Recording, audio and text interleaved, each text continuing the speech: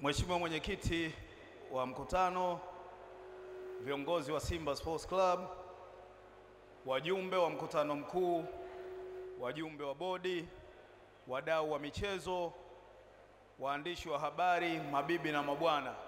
Simba! Simba! Mheshimiwa Mwenyekiti, nimepewa dakika 10 za kuja kuwasalimia na kuwatia joto katika shughuli yenu hii muhimu, na sina dhamira ya kuongea zaidi ya hapo, ili niwaache muendelee na jukumu hili muhimu ambalo mmepanga kulifanya leo. Kwanza nianze kwa kumshukuru Mwenyezi Mungu kwa kuturuzuku uhai uliotuwezesha kukutana hapa asubuhi hii nzuri ya leo. Lakini niwape nyinyi salamu za pongezi kwa hatua kubwa mliofikia ya kuendelea na mkutano huu wa klabu hii kongwe ambao unakuja kuamua kuhusiana na mustakabali wa klabu hii, lakini ambayo inamaanisha mustakabali wa mpira wa Tanzania. Hongereni sana. Mheshimiwa Mwenyekiti na wajumbe wa mkutano mkuu, kwa siku za karibuni kumekuwa na mijadala mingi, na hasa kuhusiana na mabadiliko ya mfumo wa uendeshaji wa klabu hii, hususan katika eneo la marekebisho ya katiba. Nimesimama mbele yenu leo nikiwa naibu waziri mwenye dhamana ya michezo, na naomba nisisitize ya kwamba serikali haijawahi na wala haitaanza leo kulazimisha klabu yoyote nchini kukamilisha mabadiliko ya mfumo wa uendeshaji bila uamuzi wa wanachama wenyewe.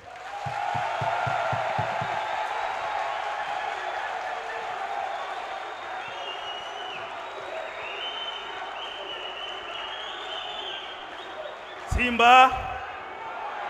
Simba! Mchakato huu ni wenu, ni uamuzi wa wanachama, na kama wanachama mtakubaliana kuendelea kutathmini upya au kubadili mwelekeo, basi huo utakuwa ni uamuzi ambao serikali itauheshimu. Jukumu la serikali katika jambo hili ni kuhakikisha kwamba mchakato wote mnaoamua kuutekeleza unazingatia matakwa ya sheria za nchi na kanuni zinazosimamia mchezo huu pendwa hapa nchini. Mheshimiwa Mwenyekiti na wajumbe, serikali ina jukumu la kuhakikisha kuwa katiba mtakayopitisha, moja, inalinda maslahi ya wanachama kama wamiliki halali wa klabu; mbili, inaheshimu na kulinda maslahi ya wawekezaji waliopo na watakaokuja;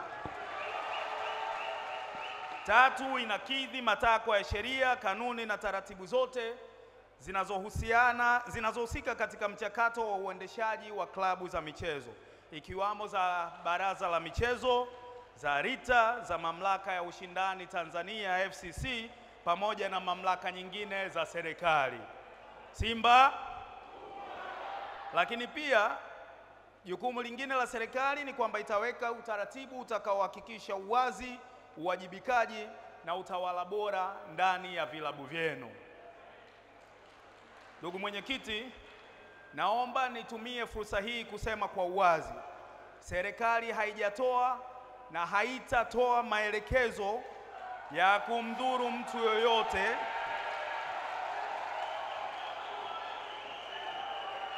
wala kuwaelekeza wanachama jinsi ya kuamua kwenye kufanya marekebisho ya uendeshaji wa klabu yenu.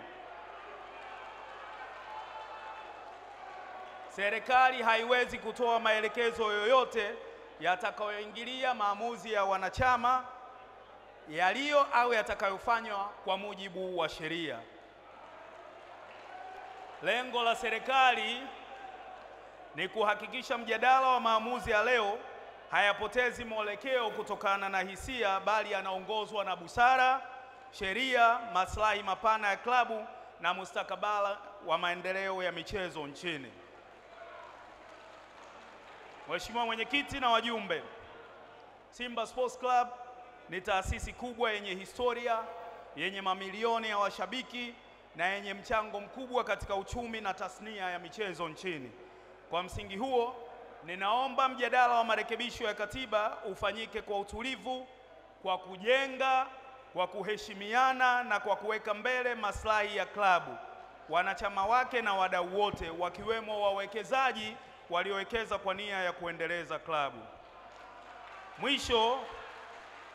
Mwisho niwatakie mjadala mwema. Asanteni kwa kunisikiliza. Mungu ibariki Simba, Mungu ibariki Tanzania. Asanteni sana.